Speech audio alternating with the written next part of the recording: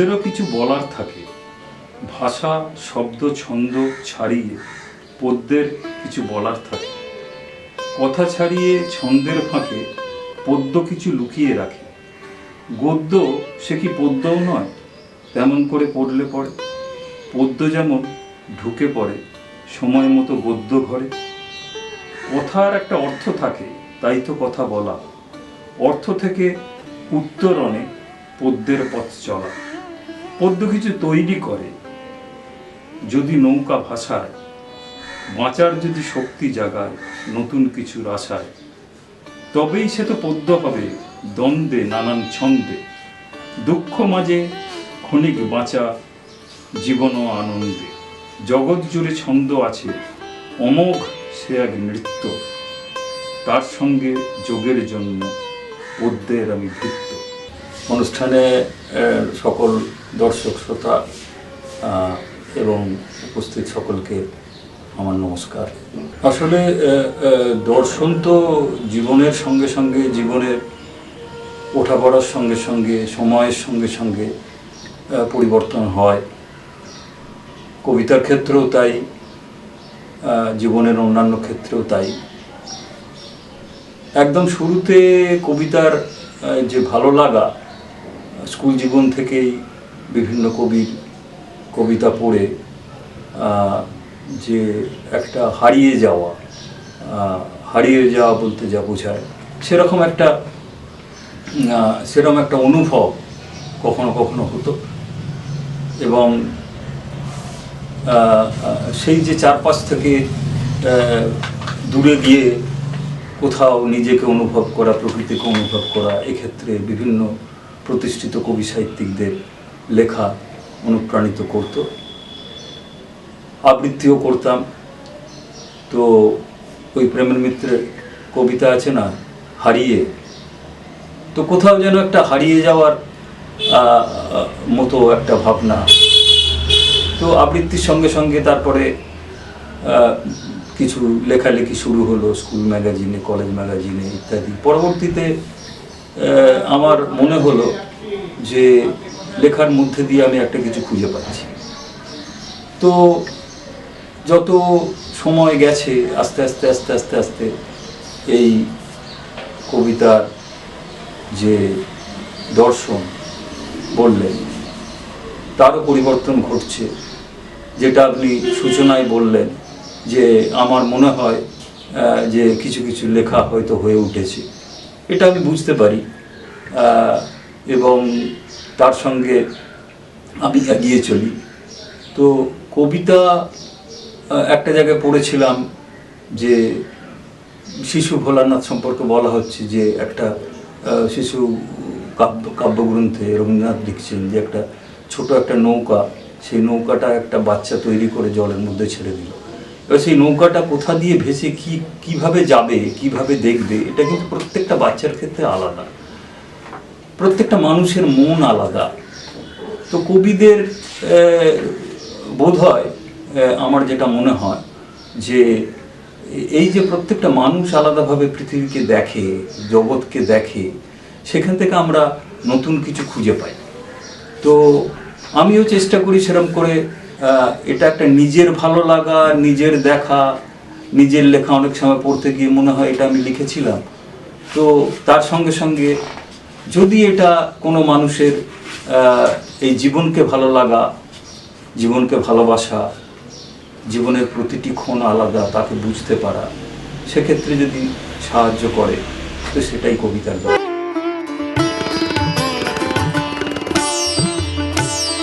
কবিতা আমার মনে হয় যে এই ক্ষেত্রটাতে খুব সাহায্য করে।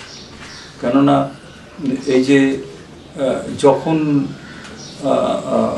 মনে হয় যে শুধু তো নিজের ভিতরে হারিয়ে যাওয়া নয়, এর সঙ্গে প্রকৃতির মধ্যেও চলে যাওয়া, হারিয়ে যাওয়া, নিজের ভিতরে হারিয়ে যাওয়া, এক্ষেত্রে কবিতা অনেকটা সাহায্য করে।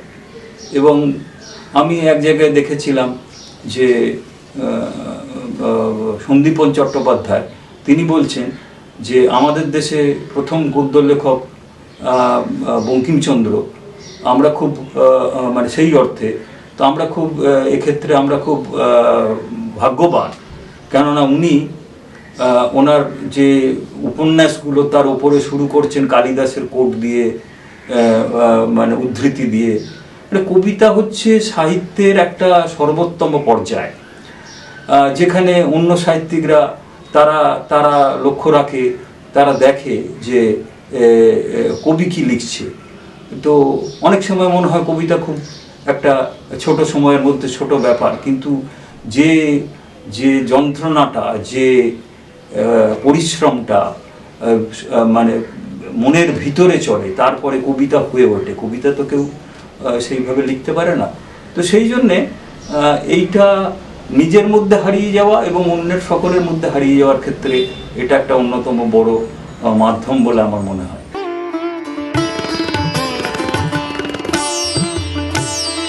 অবশ্যই বদলেছি তো বটেই। আজকে আমি যে সময় শুরু করেছিলাম আমার স্কুল জীবনের লেখা, সেটা হয়তো প্রত্যেকটা জীবনের একটা পর্যায়ে থাকে। আমিও বদলাচ্ছি, সময়ের সঙ্গে সঙ্গে আমার লেখাও বদলাচ্ছে, সেটা পাঠককুল দেখলেই বুঝতে পারবেন।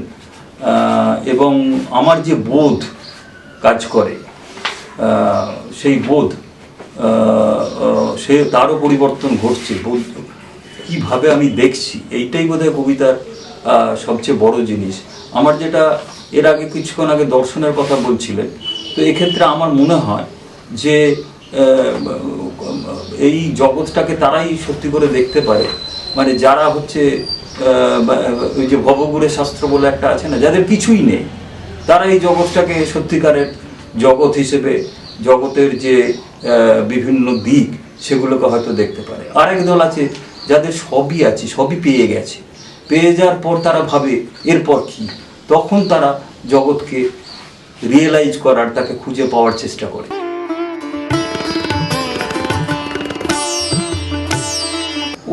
অভিমান বিলাসী বলবো না, আমার মনে হয়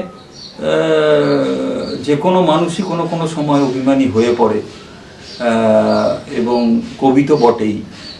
তো সেরকম বলবো না, কিন্তু আমার কবিতায় আমি যেটা চাই সেটা হচ্ছে যে যে মানুষ যাতে নতুন কিছু একটা দেখার আনন্দ পায়, নতুন কিছু দেখতে পারে, বা জীবনের প্রতি আগ্রহ বোধ করে। আজকে নতুন সমাজে যেরকম দেখা যাচ্ছে যে অনেকের মধ্যেই যে একটা হতাশা, সেই হতাশা কাটিয়ে ওঠার ক্ষেত্রেও, এবং একাকী মানুষ তার ক্ষেত্রেও, কোনো একটা বড় যন্ত্রণার ক্ষেত্রেও এই কবিতা একটা খুব পরশমণির মতো হয়ে উঠতে পারে।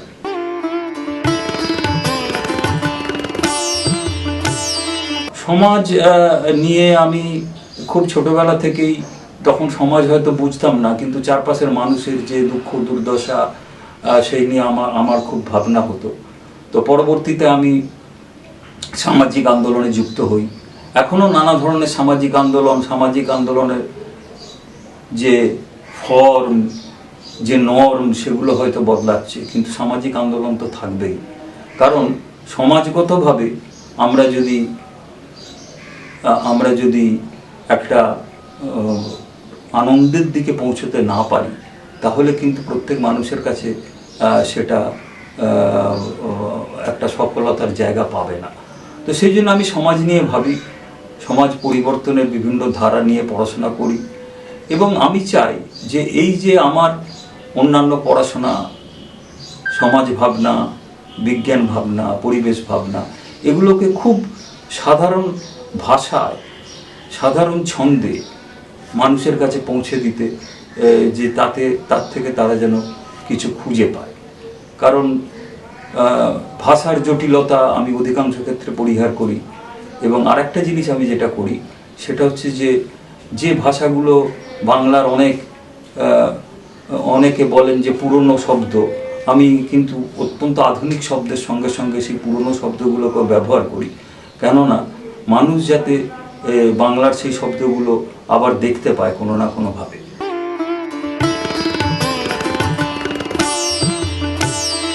অনেকের হয়তো এরকম ধারণা আছে যে বাঙালি বোধহয় এখন কবিতা চর্চা করছে না, কিন্তু যারা এই কবিতা সম্পর্কে যাদের একটু খোঁজ খবর রাখেন তারা দেখবেন যে প্রচুর বাঙালি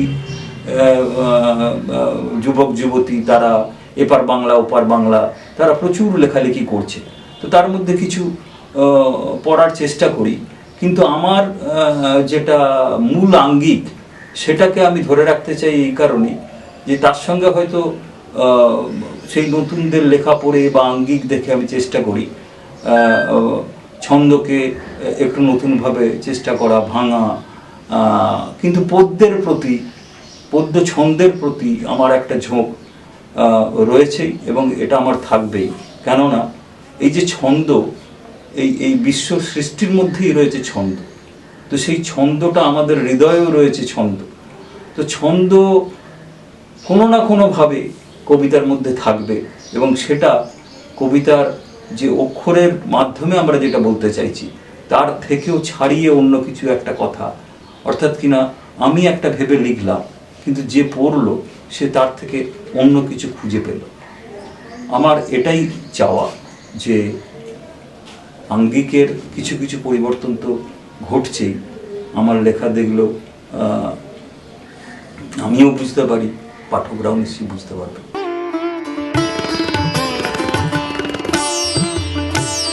আমি চেষ্টা করি যে বাংলার যে তিনটে প্রধান ছন্দ, তো সেটা আমাদের অমূল্যভূষণ মহাশয়ের হোক বা যে প্রধান তিনটি ছন্দ বাংলায় রয়েছে, তো সেই ছন্দর বাইরে কবিতাকে প্রকাশ করার জন্য অনেক সময় নতুন নতুনভাবে ছন্দ আসে। এটা যে খুব মানে চেষ্টা করে করা হয় তা নয়। আমি যখন কবিতা লিখতে বসি তখন দেখি যে এটা নিজের থেকেই নানাভাবে এটা আসতে থাকে, যে তার মধ্যে একটা ছন্দবদ্ধতা থাকে। হ্যাঁ, গদ্যের মধ্যেও লেখার ক্ষেত্রেও আমরা জানি সেখানে ছন্দ আছে, ছন্দবদ্ধতা না থাকলে গদ্যও হয় না। কিন্তু সেখানে তারা তাকিয়ে থাকে যে কবিরা কী ধরনের ছন্দ ব্যবহার করছে। কবিরা, আমার এক মাস্টারমশাই বলেছিলেন, তিনি ফিজিক্সের অধ্যাপক, অ্যাপ্লাইড ফিজিক্সে, তিনি একদিন বললেন যে আমরা তাকিয়ে থাকি ওই যে যারা মৌলিক পদার্থবিদ্যার চর্চা করে ওরা একটা কাঁধে ব্যাগ নিয়ে ঘুরে বেড়ায়, ওদের কোনো বেশভূষার কোনো, কিন্তু আমরা ইঞ্জিনিয়ার, আমরা প্রযুক্তিবিদ, আমরা ওদের দিকে তাকিয়ে থাকি যে ওরা কি নতুন ভাবনা আনছে। যেমন করে অন্যান্য লেখকরা তারা তাকিয়ে থাকে কবিদের দিকে। কবিদের হয়তো মানে যেমন সুভাষ মুখোপাধ্যায়ের ক্ষেত্রে শুনেছিলাম, উনি বাসে করে যাচ্ছেন, একজন লোক জিজ্ঞাসা করলো যে আপনি কোথায় যাচ্ছেন, বললেন না মস্কো যাচ্ছি, কাঁধে একটা ব্যাগ, পাজামা পাঞ্জাবি, চলে যাচ্ছেন। এই যে সাধারণ জীবনযাপন, অথচ তার সঙ্গে একটা সাম্প্রতিক ভাবনা নিয়ে আসা। তো এইটা আমার মনে হয় যে আমার ক্ষেত্রে ঘটতে থাকে।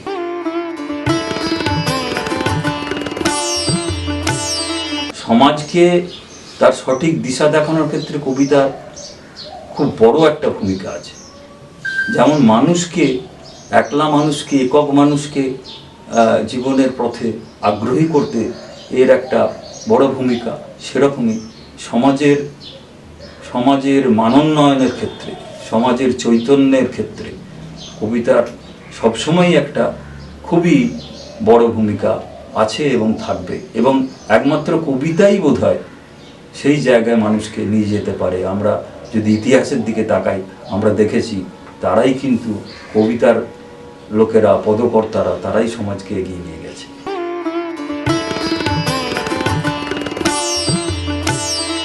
আমি আমার ক্ষেত্রে যেটা দেখেছি সেটা হচ্ছে যে কবিতা, ওই যে বললাম হয়ে ওঠা, কবিতা যে লিখতে বসলেই হবে এমন তো কিছু নয়। কবিতা হয়ে ওঠা, কোনো সময় একটা লাইন বাসের মধ্যে মনে পড়লো বা কোনো ট্রেনে যাতায়াত করছি, রাস্তায় যাতায়াত করছি, একটা দুটো লাইন মনে পড়ে লিখে রাখি।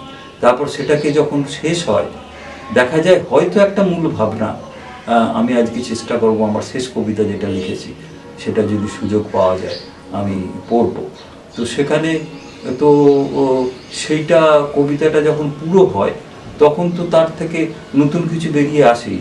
যেভাবে শুরু করা হয় সেভাবে তো শেষ হয় না, তবে ভাবনার মধ্যে একটা দিক থাকে।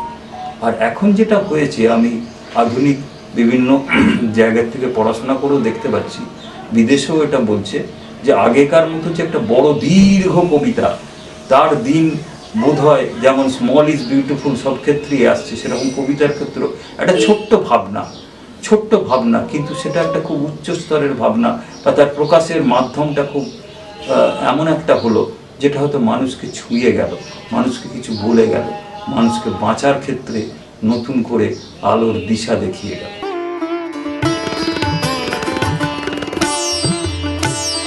খুব ছোট্ট ভাবনা, যেমন আমি একটা বলি যে আমি একটা কবিতা জয় গোস্বামী পড়েছিলাম, তো তাতে বলা হচ্ছে, ওই মেয়েটির কাছে সন্ধ্যা তারা আছে, এই দুটো লাইন, ওই মেয়েটির কাছে সন্ধ্যা তারা আছে। তো সবাই প্রেমিক মানুষ, সবাই জীবনের কোনো না কোনো সময় প্রেম করে, পুরুষ মহিলাদের মধ্যে একটা সম্পর্ক হয়, কিন্তু এই দুটো লাইনের মধ্যে দেখুন যে কোথা থেকে কোথায় মানুষকে নিয়ে গেল। এটাকে কি বিস্ফোরণ বলবো না? সেই রকমই অনেক ছোট ছোট লেখার মধ্যেও আমিও খুঁজে পেয়েছি, যেখানে আমি যেহেতু আমার এই বিজ্ঞানের পড়াশোনা, সব কিছুর পড়াশোনা, জগৎ সৃষ্টি এবং তার সঙ্গে বিভিন্ন যে যারা সাধক মানুষ তাদের যে রিয়েলাইজেশন, এগুলোকে করতে করতে আমিও দেখেছি আমার খুব ছোট ছোট লেখার মধ্যে এমন অনেক ভাবনা হয়তো রয়েছে যেগুলো মানুষের কাছে হয়তো এখনো পৌঁছয়নি, কারোর কাছে পৌঁছলে হয়তো তারা বুঝতে পারবেন যে হ্যাঁ, ছোট্ট খুব একটা স্ফুলিঙ্গ দিয়েও অনেক বিস্ফোরণ ঘটানো যেতে পারে।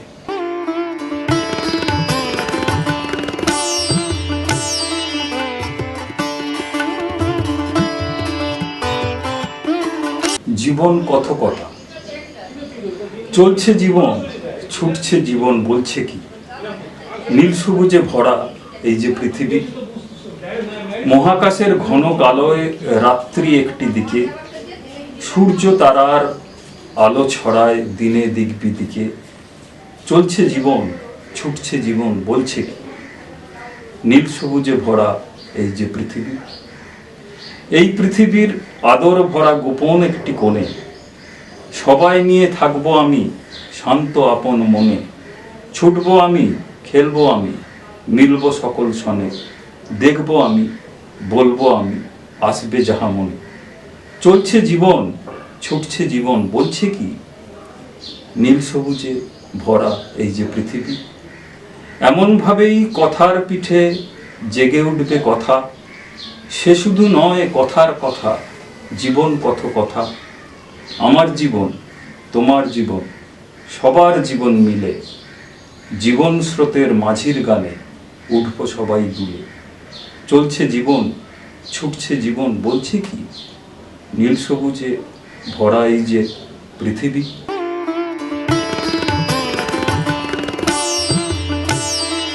একালের ঋষি, তিনি একটু দ্রুতই হেঁটে চলেছেন, হাঁটছেন চিরন্তন স্থান সময়ের পথ ধরে। এখন তিনি কৃষ্ণ গহ্বরের গভীর অন্ধকারে। তিনি কি একাকী বোধ করছেন? কাছাকাছি কাউকেই দৃষ্টিগোচর হচ্ছে না, কিন্তু তার অদম্য সাহস প্রতিভাত হচ্ছে যন্ত্রণাক্লিষ্ট মুখাবয়বে। এই যন্ত্রণা সভ্যতার সংকটের যন্ত্রণা। পশ্চিম থেকে পূবে তিনি হাঁটছেন অবিশ্রান্ত। হঠাৎই তার মুখ আলোকিত হয়ে উঠল এক অজানা আলোর ঝলকানিতে। ভোরের মৃদুমন্দ বাতাস বয়ে যাচ্ছে তার জোব্বা ও দীর্ঘ কেশদমের মধ্য দিয়ে। অবিন্যস্ত শ্মশ্রু উঠছে অনিঃশেষ শক্তিতে। সকালের আলোয় দৃশ্যমান হচ্ছে অনেকটা পিছনে দলবদ্ধ মানুষের সারি। তারা এই মহামানবকেই অনুসরণ করেছে, একালের ঋষি রবীন্দ্রনাথ।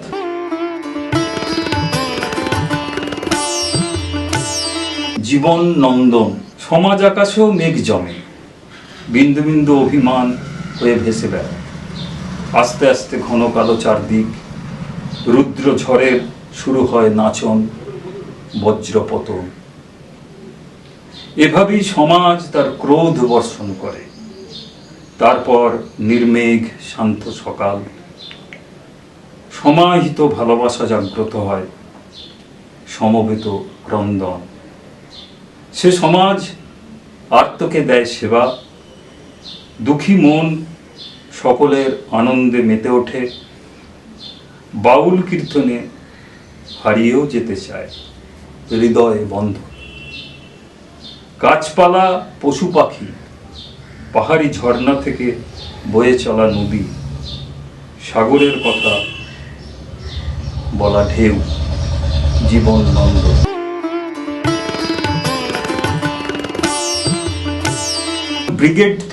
ব্রিগেড তুমি লক্ষ জনার, ব্রিগেড তুমি কোটির, ব্রিগেড তুমি হৃদয় খোঁড়া মুক্ত, তুমি মতির। ধুধু প্রান্তরে হুহু হাওয়া বয়, তোমার পাঁজরে কি কথা সে কয়, খোঁজ কেউ রাখে তার। মানুষ ভরা তোমার মুখ, লক্ষ কোটির সুখ অসুখ, প্রতি সমাবেশে বুক ফলে শ্বাসে, সে ব্রিগেড তুমি কার। তোমার বুকেতে শিহরণ তোলে ভারতের জনগণ, এত মানুষের মনোভার তুমি বয়ে চলো অনুক্ষণ। প্রজন্ম যায় আসে প্রজন্ম, একক মানুষ তোমায় দেখে, ভাবনাবিহীন সেই মানুষই তোমার কাছে ভাবতে শেখে। পথ হারানো অনেক মানুষ বাঁচার আশায় আসবে কাছে, পথ দেখাতে হবেই তোমায়, সামনে হাঁটার পথ চেয়ে আছে। রাস্তা খোঁজেন বুদ্ধিমান, আঁক কষেন আর কষেই যা। বিদ্বানদের বোঝার ক্ষমতা ছিঁড়ে ফেলো তুমি কলতানে, গ্রাম শহরের মানুষ এখানে সতত ভাবনা আনে। এদেশেতে আজও শত মানুষের খাবার হয়নি জানো, কত যে মানুষ বেঁচেও বাঁচে না, সেও তো তুমি মানো। ব্রিগেড তুমি ভাবনা তাদের কথা, কান্না তাদের শুকিয়ে গেছে, পাথর তাদের ব্যথা। এ গ্রহের যত মানুষ থাকবে চেয়ে, পরিবর্তন আসবে সময় বেয়ে, সমাবেশে এসে খুঁজবে যে তারা পথ, সে পথে চলবে মানুষের জয় রথ। বুদ্ধি যতই খাটাক না কেন তারা, পাগল হৃদয় সে যে বুদ্ধির বাড়া। সব মানুষের ভালো থাকা শুধু বুদ্ধির কাজ নয়, মন না কাঁদলে সে কাজ কখনো হয়। ব্রিগেড তুমি প্রেমিকার বুকে মাথা রেখে গান শোনা, ব্রিগেড তুমি উষাকাল থেকে জীবনের ঢেউ গোনা। এই বিশ্বের দূরতম সব হারানো নিভৃত কোণে, তোমার ভাবনা ঢেউ তোলে যেন মানুষের মনে মনে। ব্রিগেড শেষের ঢেউ দোলা দেয় প্রতিটি শহর গ্রাম, তোমারই জন্য রোদে পুরি আর রক্তকে করি ঘাম। সন্ধ্যা ভোরের শিশির ভেজা সবুজ ঘাসের প্রান্তর, জুড়ায় যেন যন্ত্রণা হতো লক্ষ জনের অন্তর। সারাদিন ধরে সূর্যের থেকে শুষে নাও যত রোদ, দেশ বেচা ওই জালিয়াতদের জ্বালায় যেন সে ক্রোধ। ব্রিগেড তুমি লক্ষ জনার, ব্রিগেড তুমি কোটির, ব্রিগেড তুমি হৃদয় সেঁচা মুক্ত, তুমি মতির।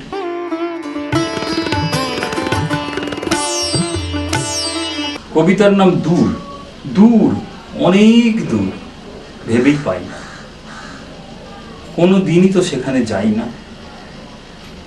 দূর, অনেক দূর, সেখানে কি আছে কখনো ভাবতে পারিনি যাই তার কাছে। দূর, অনেক দূর, ওই আকাশে হারিয়ে আমার মন হুতাশে।